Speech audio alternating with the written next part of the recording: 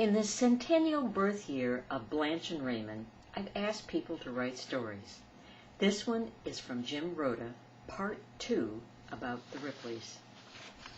Another unique aspect in staying overnight with the Ripleys was that they had no electricity, at least until 1946 or 47, so they had a lot of neat things in their house that we didn't.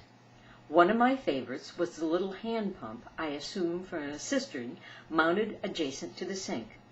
Another was the gasoline-powered refrigerator.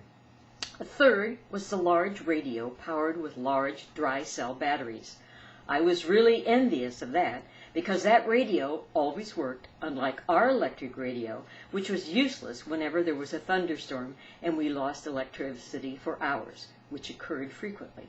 It was difficult, however, to read Ray's comic books at night from the kerosene lamp light output. Ripley's also had two other pieces of equipment that I loved. One was the cream separator, a large hand-crank centrifuge that had to be rigorously cleaned after each use. Raymond milked only a couple of cows, by hand at that time, I think, so cream production was low but still profitable for resale. The other item was the large old-school bell mounted out near the end of the sidewalk. We always loved to ring it, and I do now recall that Blanche admonished us once, quite out of her normal jolly character, because it might upset chickens and cows and affect the cream and egg production. The real treat, however, was on Saturday night, because the Ripleys always went to Pontiac. First stop was Rodino's Grocery, on Old Route 66 at the south edge. I believe that Rodino's may have been an outlet for Blanche's eggs and cream, but don't recall for certain. Then we'd go downtown to browse the stores. Ray and I went to whatever grade B Western movie was playing, and we discussed the plot later well into the night. The hero cowboys were always taking on the bad guy cowboys or the Indians, or sometimes both. Non-PC life was simple then. You knew that all the Indians were bad guys unless their name was Tonto. One final memory to pass along. Ray also had the one toy that I wanted more than any other but never received, a Red Ryder BB gun. The classic movie The Christmas Story does not exaggerate the lust that young boys like me had for a genuine Red Ryder carbine. That movie is right on, but during the war, all metal consumer products were scarce, and the BBs were difficult to come by. Ray would always ration them out, and we'd shoot at targets with soft backgrounds so that we could dig out and reuse the BBs if we could find them. Ray naturally was Red Ryder in those adventures, but he let me be Little Beaver, Red's diminutive Indian sidekick. It proved that there were some good Indians other than just Tonto, provided they served as faithful sidekicks to the hero, and I felt honored. We'd ride along on our trusty steeds, slapping our thighs in cadence to our broken trot to get our horses to go faster. Another credit to Aunt Blanche. I never heard her use the standard, "You'll put your eye out" line on BB gun safety. Maybe she knew that it would be easy to retrieve the BB from an eye socket and reuse it. I have to say I don't have that many recollections of my younger Ripley cousin Teresa. She was enough younger, same as my youngest brother, that she was not around during my early war year boyhood day memories, and was still young enough to be considered a pesky non-entity during my more noble teen years. I do recall that she went by a number of aliases as a toddler.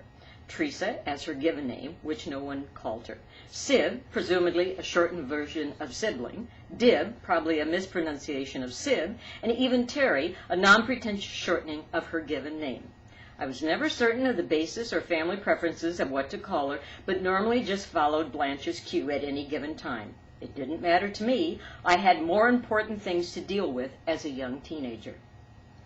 I had less and less opportunities to see the Ripleys as I got older and left for college and then moved to Cincinnati after college.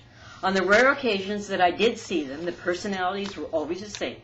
Blanche, always outgoing, always cheerful, and always inquiring about my growing family. Raymond, although in declining health, was also the same, more reserved, but always pleasant to visit with.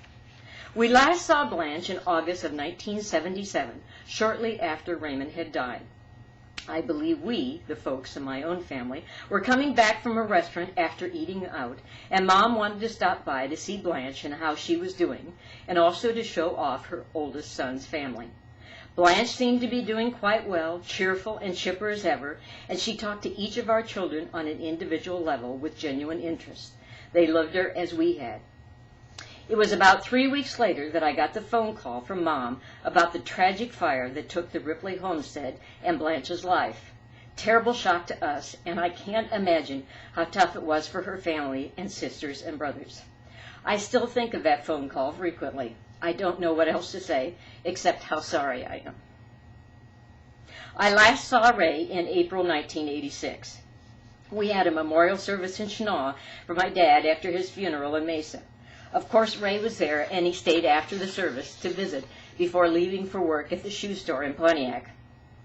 We had an enjoyable 15-minute talk reminiscing about our folks and the good old days escapades like our Jap-proof tunnel plans from our farm to Ocoya. Mom joined our discussion. Ray was always a favorite of hers because he reminded her of Blanche. Later that night, I got a call that Ray had collapsed about an hour after we talked and was taken to the hospital in Peoria. He died within a week. Another sudden and tragic shock. Well, I thought I could get through this. What great people, and they were actually relatives. Thanks, Jim.